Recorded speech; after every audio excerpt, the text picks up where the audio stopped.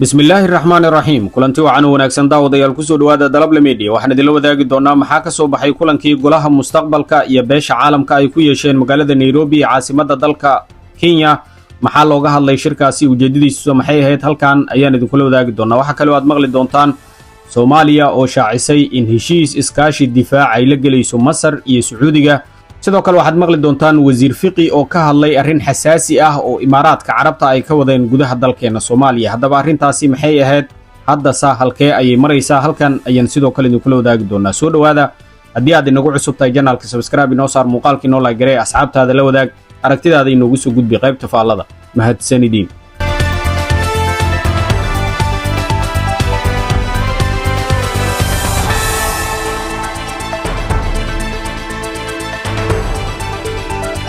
kulankii golaha mustaqbalka iyo beesha caalamka ayaa dhaliyay falcelino badan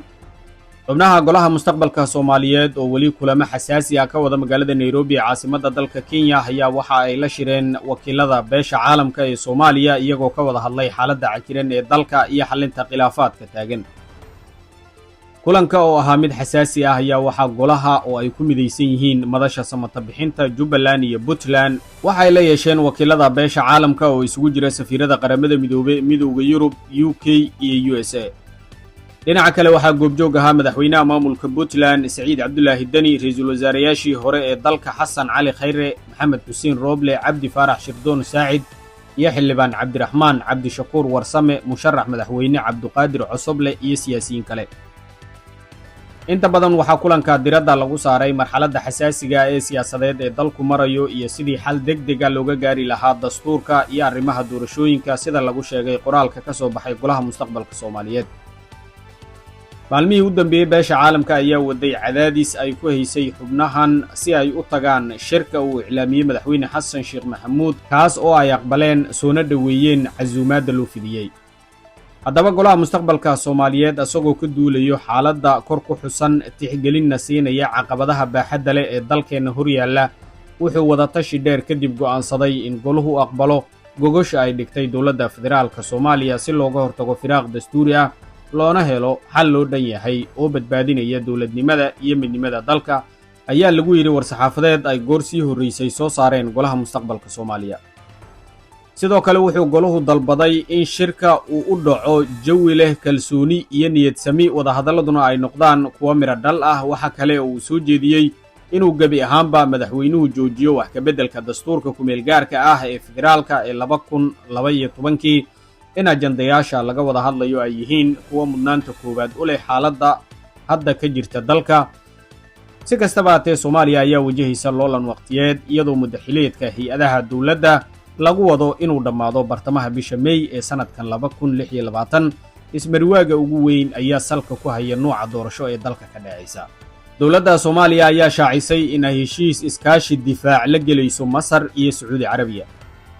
dawladda Soomaaliya ayaa wada dadaal culus oo ay ku doonayso in iskaashi amni oo qoto dheer ay kula yeelato dalalka Sacuudiga iyo Masar gaar ahaan ilaalinta marinka istiraatiijiga ee badda cas talaabadan oo ah jawaab istiraatiiji ah oo laga bixinayo go'aankii Israa'iil ay ku aqoonsatay maamulka gooni goosadka ee Somaliland wasiiru dawlaha arrimaha dibadda ee Soomaaliya Cali Cumar Cali Balcad ayaa sheegay in dawladda Soomaaliya ay raadinayso qaab dhismeed waara oo ay la yeelato Riyaad iyo Qaahira si loo ilaaliyo amniga badda cas iyo sidoo kale gacanka cadmeed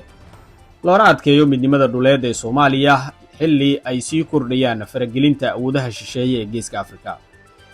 waraysi uu siiyay wargeyska Al-Majalla ayuu wasiir Balcad waxa uu ku dooday in go'aanka Israa'iil uusan ahayn mid astaan ah balse uu xambaarsan yahay cawaaqib istiraatiiji ah oo ku wajahan mandiqad qaada qayb weyn oo ka mid ah ganacsiga caalamiga ah isla markaana ah xudunta colaadaha ka soo bilowday Yemen ilaa Suudaan ra'iisul wasaaraha Israa'iil Benjamin Netanyahu ayaa 26 December 2025 ku dhawaaqay inuu Somaliland u aqoonsaday dal madax bannaan oo qaran ah dawladda Soomaaliya ayaa isla markiiba gaashaanka ku daruurtay tallaabadaas iyadoo ku tilmaamtay xadgudub ka dhan ah sharciga caalamiga ah iyo weerar lagu qaaday qarannimadeeda waxayna sheegtay inay qaadi doonto tallaabooyin diblomaasiyadeed iyo kuwa sharci ah wasiir Balcad ayaa waxa uu soo dhaweeyay waxa uu ugu yeeray mowqifka mabda'a ku dhisan ee dawladaha Carabta gaar ahaan Sacuudiga kuwaas oo si cad u diiday aqoonsigaas maamulka Somaliland wasiirku wuxuu sheegay in Soomaaliya ay doonayso iskaashi qaab dhismeed leh halkii ay ka raadin lahayd siyaasad cusub oo xulufaysi isagoo qeexay hannaan ku dhisan mas'uuliyad wadaag iyo difaac wadajir ah oo ka dhan ah khataraha ay ka mid yihiin argagixisada, burcadbadeedda iyo faragelinta shisheeye. wasiir balcad ayaa wuxuu sheegay in Sacuudiga iyo Masar inaanay ahayn tiirarka dabiiciga ah ee iskaashigan, isagoo soo xigtay saamaynta diblomaasiyadeed ee labada dal iyo danaha ay ka leeyihiin ilaalinta waddooyinka badda cas. baaqa wasiirka ayaa ku soo beegmaya xilli Soomaaliya ay waddo howlgallo ka dhan ah kooxaha fallaagada ah iyadoo ay jiraan culaysyo dhaqaale iyo kuwa siyaasadeed. wuxuu diiday sheegashooyinka ah in sii jiritaanka kooxaha nabadiidka ah iyo dagaalyahanada xidhiidhka la leh Al-Qaacida iyo Daacish ay caddayn u tahay fashilka dowladda, isagoo ku dooday in awoodda dowladda ay fiday tan iyo burburkii 1991 islamarkaana caasimadda Soomaaliya ee Muqdisho ay hadda ka ammaan badan tahay xilliyadii hore ee dagaalada ay jireen. si kastaba ha ahaatee wuxuu qiray in kooxaha nabadiidka ay weli yihiin koox awood leh oo xiriir la leh Al-Qaacida, halka kooxaha taabacsan Daacishna ay weli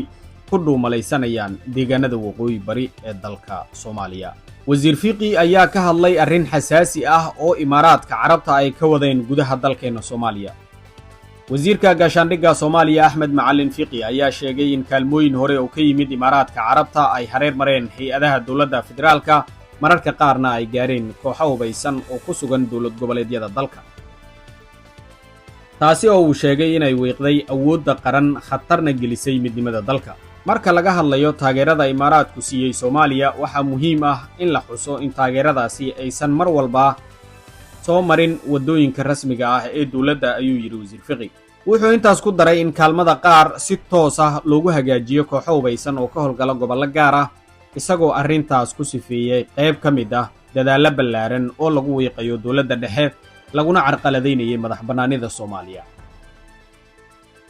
Fiqi wuxuu caddeeyey in iskaashiga hadda lala samaynayo saaxiibada shisheeye uu ku socdo kormeer adag oo dowladda federaalka ah. wuxuu xusay in kadib ku dhowaad 2 sano oo hakad la geliyo taageerada Imaaraadka, wixii kaalmaha ee soo haray hoos loo dhigay ilaa heerka ugu yar.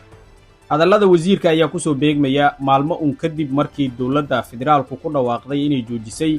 gebi ahaanba heshiisyadii difaac iyo amni ee ay la lahayd Imaaraadka Carabta, iyadoo sabab uga dhigtay walaac la xidhiidha ilaalinta madax bannaanideeda qaranka iyo sidoo kale waxa ay ku tilmaamtay faragelin lagu hayo arrimaha gudaha ee Soomaaliya. go'aankan ayaa astaan u ah xumaanshihii ugu darnaa ee soo kala dhex gala xiriirka dowladda Soomaaliya iyo Imaaraadka Carabta tan iyo sanadkii 2018,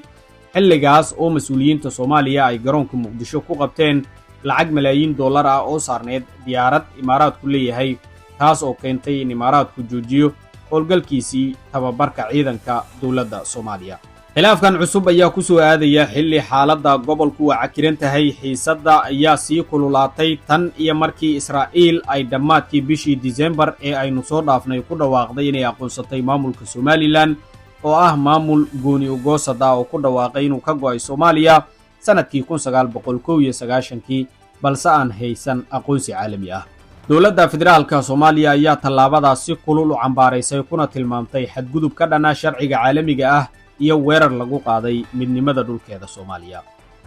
mas'uuliyiinta Soomaaliya iyo dadka falanqeeya siyaasadda ayaa sheegay in dowladda isutaga Imaaraadka Carabta ay door lafdhabar ah ku lahayd abuurista jawiga siyaasadeed iyo amni ee suurtageliyey tallaabadaas, iyagoo tixraacaya xiriirka soo jireenka ee u dhexeeya Imaaraadka iyo madaxda maamulka Somaliland iyo sida qutada dheer ee ay ugu lug leeyihiin mashaariicda dekedaha, amniga iyo ganacsiga gobolkaasi. dhankeeda dowladda Imaaraadku waa ay beenisay in ay faragelin ku hayso arrimaha gudaha ee Soomaaliya.